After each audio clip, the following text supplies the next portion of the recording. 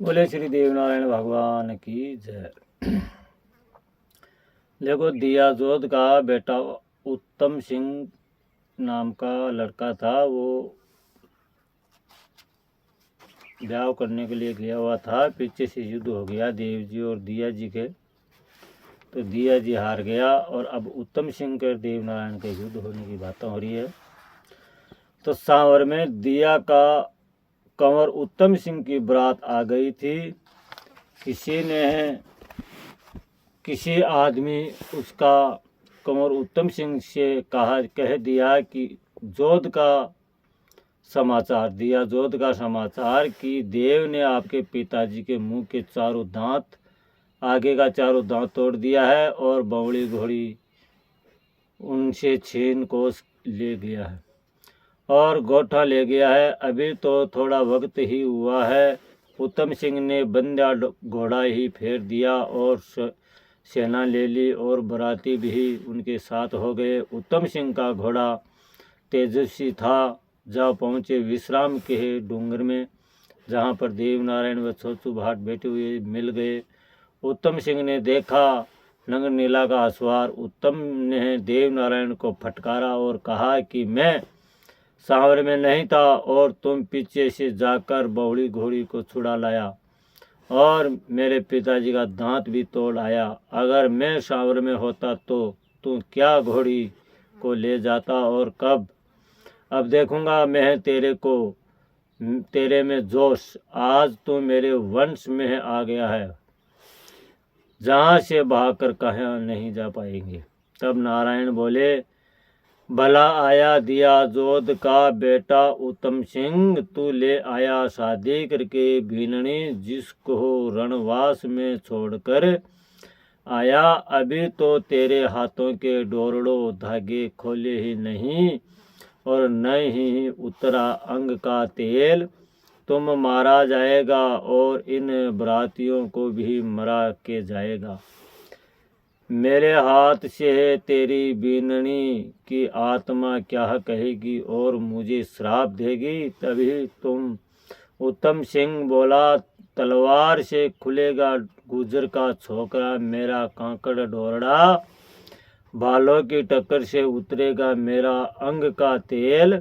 और अब तेरा अंतकाल आ गया है, तू क्या बूढ़ी घोड़ी को ले जा रहा है? अभी ले लूँगा तेरे नग नीला को कोष।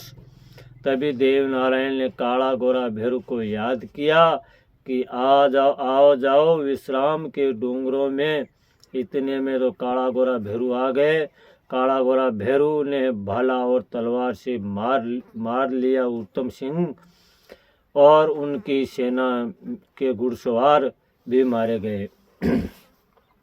फिर नारायण ने कहा, बाबा भाट जी, यह उत्तम सिंह जिस बिननी को रणवास में छोड़कर आया है और ये सेना के अंदर मारा गया है, यह राजपूतों की बेटी देगी अपने को श्राप। अगर आप कहे तो इसे सरजीवन कर दूं। भाट ने कहा कि आपकी कला भारी है मेरे बाप जी, आपका कोई नहीं पाया पार। ये तो नादान है, आप तो अंतर्यामी है। आप तो हो इसको सरजीवन कर दो। इस गंवार की गाली को हंसी में टाल दो। भाट कर कहने से है सब घोड़ा और अश्वार को नारायण ने लीला घोड़ा के पसीने के छींटे मारे, जिससे जिंदा हो गया घोड़ा और सभी अश्वार। ये सभी राजपूत नारायण के सामने हाथ जोड़ प्रणाम करने लगे। नारायण ने कहा, तेरे को मैं जिंदा नहीं करता, परंतु तुम विवाह करके आए हो। बेलने का श्राप हमें लगता, इसलिए तुमको जिंदा करके जा रहा हूँ। फिर उत्तम सिंह ने नारायण तूरी नाम का एक बछेरा और कोस लाया। नारायण एक छोचू भाट वहाँ से गोठा में आ गए। भाट ने माता साडू से कहा, बूढ़ी घोड़ी दियाजोद की सांवर से लाया, उत्तम सिंह से लाया तूरी बछेरा, जीत कर माता कर दे देव नारायण और बूढ़ी घोड़ी की आरती भर मोतियों को थाल।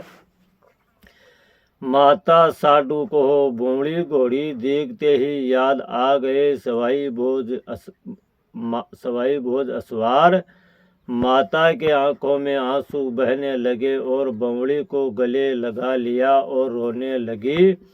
जैसे बाग में कोयल कूक रही। माता साडू का करुण रुदन सुनकर घोड़ी को याद आ गए सरे सवाई भोज और उनके भी आंसू टपकने लगे। माता साडू कहती है कि खराब शकुन से निकल गई बंवड़ी तू जो गोठा में वापस नहीं आई। वह सवाई भोज तो पहुंच गए बेकूट में। तेरे और मेरे पर बहुत विपदा पड़ी है। तुम्हें पकड़ लिया बैरियों ने और मुझे घेर लिया विपदा ने। 18 वर्षों के बाद आज मिला है नगनीला के असवार ने। तभी बंवड़ी घोड़ी ने माता से कहा, क्यों रोती हो, क्यों दुख करती हो माता साडू जी, क्यों खोती हो इन नैनों में नीर। उन बगड़ावतों का तो वादा पूरा हो गया जिससे वह बेकूर चले गए। जिस समय सवाई भोज ने सिर पे सौंप दिया उस समय वह जमीन पर गिर गए और दिया जोध ने पकड़ ली मेरी लगाम और ले गया सांवर में। मैंने तो ओवरा से जाकर बांध दी। फिर माता साडू ने भर लिया मोतिया का थाल, केसर घोल